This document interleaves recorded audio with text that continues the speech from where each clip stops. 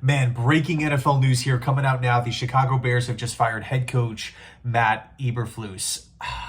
Coming off of another disappointing loss yesterday on Thanksgiving. Everyone watching. And by the way, it's not just, the Bears lost the game. It's how the Bears are losing these games that just drives fans wild, right? It just drives them crazy. I mean, just the fourth quarter collapses and fumbles by the coaching staff, just the questionable in-game decisions.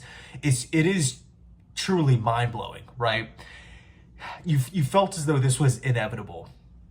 This offseason, right, there was so much hype, so much positivity, player acquisitions, drafting Caleb #1 overall. We're adding a bunch of veterans. We're giving him a bunch of weapons. For Odunze, top 10 pick, right? There was just positive storyline, positive, bits of news all over the place. I mean, we have, tons of national sports media members picking this team to make the playoffs.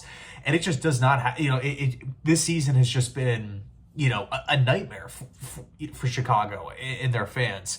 It's not like they're winless, or it's not like, a 1 win, 2 win, what can go wrong will go wrong situation. They're at least hanging in games. They're at least competitive. They're definitely not like a bottom 3, bottom 5 team in football, right? No. Even with the decision, the questionable decision making yesterday, they still had a chance to win in the end.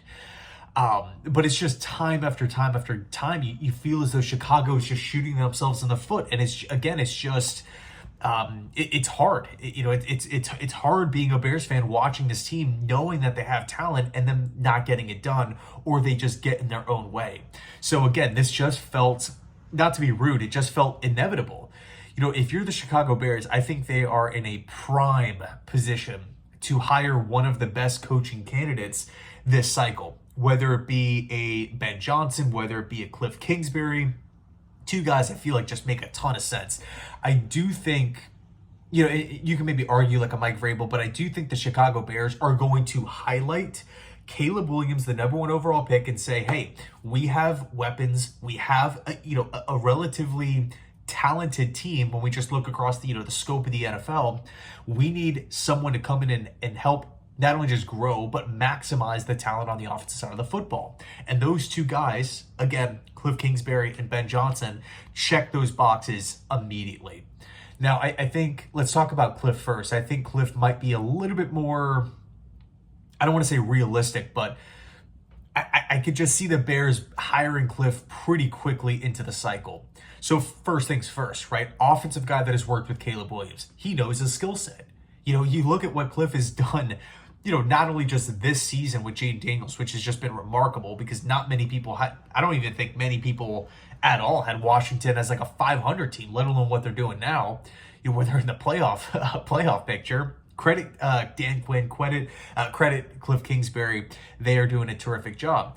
But, this season has been great, yes, but we look at what Kingsbury has done really throughout the course of his coaching career, working with, guys like Johnny Manziel back in college, Patrick Mahomes, Davis Webb, Baker Mayfield, Kyler Murray when he was with the Arizona Cardinals. Kingsbury has that head coaching experience. So you don't feel like the job is going to be too big for Kingsbury. He can look off of, his past mistakes and say, hey, this is where I screwed up here. Maybe I would like to have this kind of situation back. He's better prepared for the job, better prepared for the Chicago Bears gig. And it's, you're looking at the Bears, man, their offensive talent is scratch offensive talent, team talent. I mean, they have some playmakers on defense as well. Guys that I really like, Brisker, Montez Sweat, like this Edmonds, right? The Bears have a lot of good players on this roster. This could be very attractive for Kingsbury to walk in and it kind of just be that, puzzle piece, like seamless fit. With Ben Johnson, another major, opportunity here where he could step in and just say, hey, we're ready to go. He knows the NFC North. He knows the Detroit Lions inside and out, and they just run the division.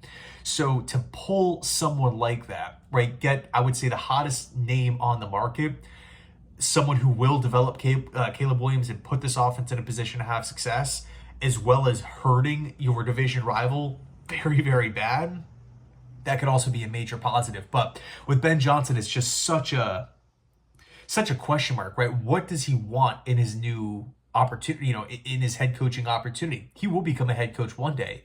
The question is when. I mean, he was linked to Seattle last season. He was linked to Washington, right? I mean, Washington, second overall pick, 2 second-round picks, 2 third-round picks. What do they have? $80 million in cap space, new GM, new ownership, in a division that I feel as though, is, I mean, we all know the struggles that Dallas is having, but also, the New York Giants, like you can turn it around in that division. And for whatever reason, Ben Johnson just, the rumor is he declined the job. Like, it was out there for him, but he declined it.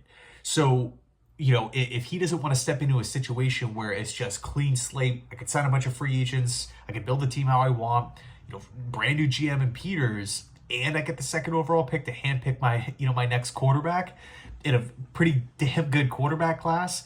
Like, that's pretty enticing. Not to mention the players already on the roster: Jonathan Allen, Deron Payne, Robinson, McLaurin. Like, the Washington had some talent, and Johnson said, well, according to the rumor, the report, it felt as though, again, Johnson could have had it and he just didn't. So he didn't accept it. So what does he want? Does he want that quarterback already in place? Does he want maybe, a more safe ownership, right, where he knows what he's going to get? I don't know. I don't know what Ben Johnson wants, but he's definitely an option, and he should interview with Chicago because the talent is there. So I think for me, those are, and I know, it's not rocket science here to name those 2 candidates, right? That makes sense for the Bears. It's clear as day that those 2 guys are like the picture perfect fits.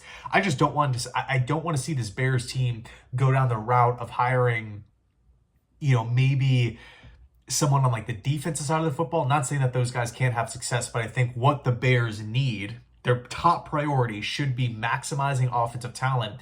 And I don't know if Vrabel can do that. I don't know if Brian Flores can do that. I don't know, if a lot of these defensive coordinators, these guys on the defensive side of the football can do that. I mean, I don't even know if some of these offensive guys can do it.